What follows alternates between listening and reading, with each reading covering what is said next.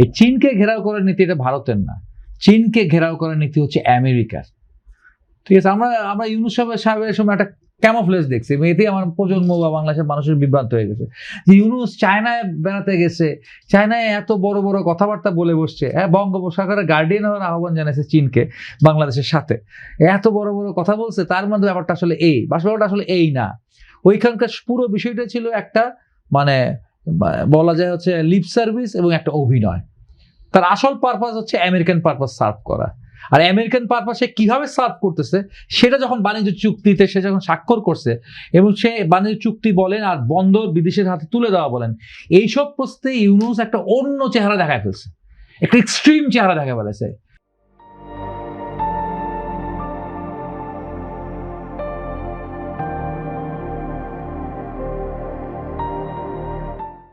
মানে যেই জিনিসটা করতে বাংলাদেশ 3 মাস লাগবে, সে 7 দিনে সেই পেপার সে তৈরি করে ফেলে দিচ্ছে। খুব এক্সট্রিম এবং হাইপার অ্যাক্টিভ ছিল এই বাণিজ্য চুক্তির প্রশ্নে বলেন বা বন্দরের হচ্ছে বিদেশের হস্তান্তরের প্রশ্ন বলেন, কিংবা মানবিক করিডোর নিয়ে লুকোচুরি খেলা। মানবিক করিডোর কথা প্রথম বললো কে? এই যে আজকের হচ্ছে খলিলুর রহমান, তার জাতীয় নিরাপত্তা উপদেষ্টা ছিল, সে বলার পর এটা আবার দ্বিতীয়বার উচ্চারণ করলো কে?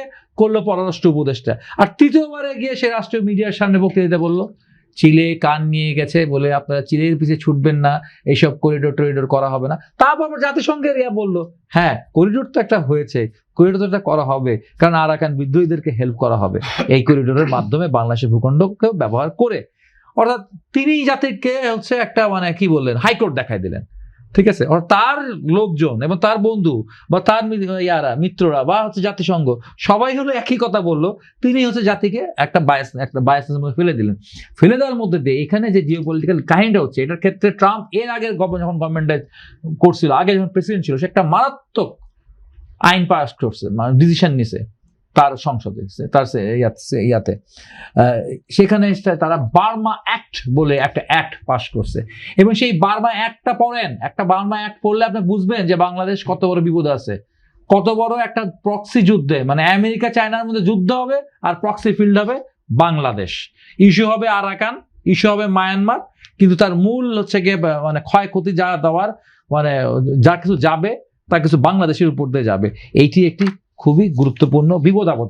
আর ভারতের সাথে আমার সম্পর্কের জায়গাটা, আমরা চাই নতজন সম্পর্ক, যেটা হচ্ছে অতীতে সরকারগুলো করেছে, সেই নতজন সম্পর্ক আমরা চাই না। মেরুদণ্ড সোজা রেখে সম্পর্ক করবে, সম্পর্ক তার করিতে হবে, ভারত তাকে যাইতেই হবে।